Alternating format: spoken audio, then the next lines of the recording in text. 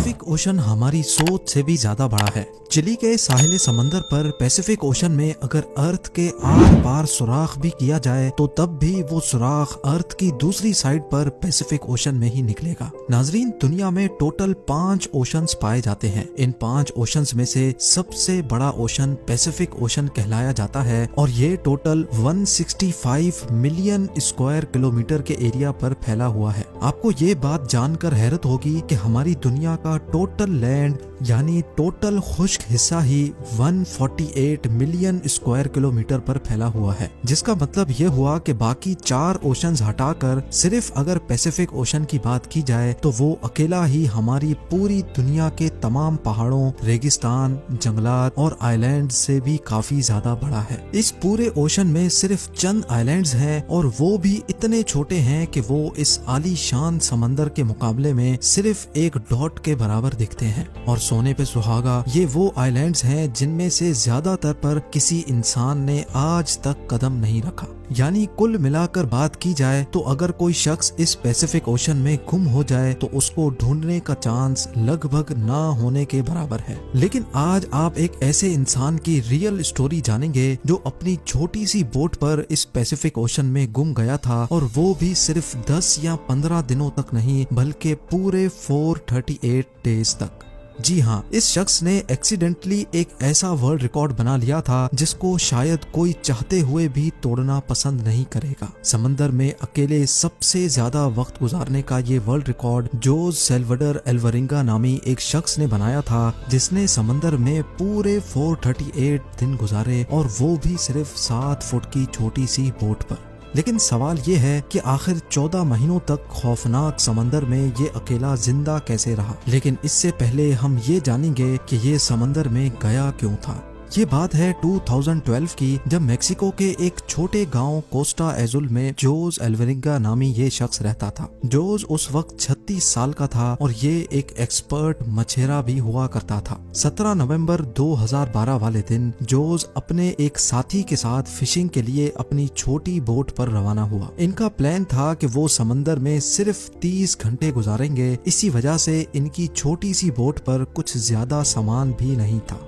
इस 7 फुट की बोट में सिर्फ एक इंजन और एक रेफ्रिजरेटर था जिसमें वो मछलियां स्टोर करते थे। अपने साथ सिर्फ एक दिन का खाना पीना लेकर जाने वाले जोज को ये कहाँ मालूम था कि उसके अगले 438 दिन उसकी जिंदगी के बदतरीन दिन होने वाले हैं। वो मेक्सिको के साहिल से 120 किलोमीटर दूर गए और अपना जाल समंदर में बिछा दिया। लेकिन उसी वक्त एक खौफनाक समंदरी तूफान वहाँ आ पहुँचा। अपनी जान बचाने के लिए वो मछली के जाल को वहीं छोड़कर वापस साहिल की तरफ उल्टे पांव भागे। पूरे 6 घंटे बोट को मुसलसल तेज रफ्तार में भगाते सुबह के 7 बजे वो साहिल से अब सिर्फ 20 किलोमीटर दूर थे और उनको अपना गांव नजर भी आने लगा था। वो इस तूफान को तो काफी दूर छोड़ आए थे, लेकिन अब उनकी किस्मत काम करना छोड़ गई थी। साहिल से सिर्फ 20 किलोमीटर की दूरी पर उनकी बोट का इंजन खराब हो गया था। अब ना ही उनके पास चप्पू थे और ना ही बोट की डायरेक्शन कंट्रोल करने वाला सेल,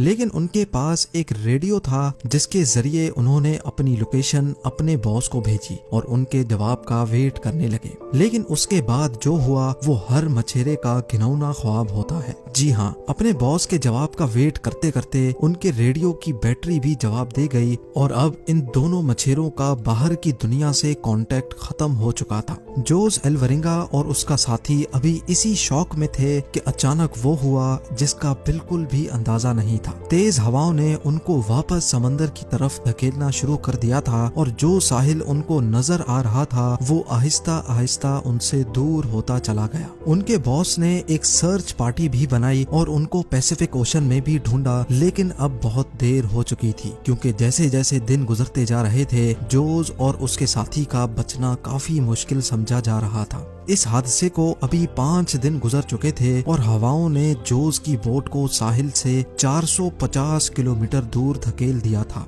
वो समंदर के ऐसे हिस्से में पहुंच चुके थे जहां हर डायरेक्शन में सिर्फ पानी ही पानी नजर आ रहा था। उनको मालूम था कि उनकी बोट इतनी छोटी है कि उसको दूर से भी स्पॉट नहीं किया जा सकता। ना ही उनके पास कोई फ्लेयर गन थी और ना ही वो आग लगाकर धुएं से सिग्नल दे सकते थे। यानी जोस अल्वरिंगा और उसके साथी को अच्छी तरह इल्म हो चुका था कि उनके बचने का चांस अब 1% से भी कम है। जो खाना पीना वो साथ लाए थे वो पहले ही खत्म हो चुका था, इसीलिए अब पेट भरने के लिए उन्होंने अपने हाथों से ही उन परिंदों को पकड़ना शुरू कर दिया जो उनकी बोट पर आकर बैठते थे, या फिर बोट के आसपास मौजूद मछलियों को पकड़कर कच्चा खाने लगे। समंदर का खारा पानी पीने से इंसान की मौत हो सकती है, इसी वजह से उन्होंने बारिश का पानी समंदर में तैरने वाली प्लास्टिक बोतल्स में जमा करके पीना शुरू किया। लेकिन जब बारिश कई दिनों तक नहीं पड़ती थी तब वो अपनी प्यास बुझाने के लिए मछलियों और टर्टल्स का खून पीते थे, और वो भी तब जब वो उनको पकड़ने में कामयाब होते थे। दिन गुजरते गए और फिर महीने। ये दोनों जिस मेंटल टॉर्चर से गुजर रहे थे वो इमेजिन करना भी हमारे लिए मुश्किल है। आखिरकार जोस अल्वरिंगा का साथी ये टॉर्चर बर्दाश्त ना कर सका और 4 महीनों के बाद उसने सुसाइड कर लिया। अब इस छोटी सी बोट पर बात करने के लिए भी जोस के पास कोई नहीं था और वो चारों तरफ घिरे इस समंदर में अकेला जिंदगी गुजारने लगा। मैप में देखा जाए तो एक अंदाजे के मुताबिक अब जोस पैसिफिक ओशन के इस हिस्से में मौजूद था और ये दुनिया का खामोश तरीन हिस्सा माना जाता है। हत्ता के यहाँ से कार्गो शिप्स भी कभी कभार गुजरती हैं।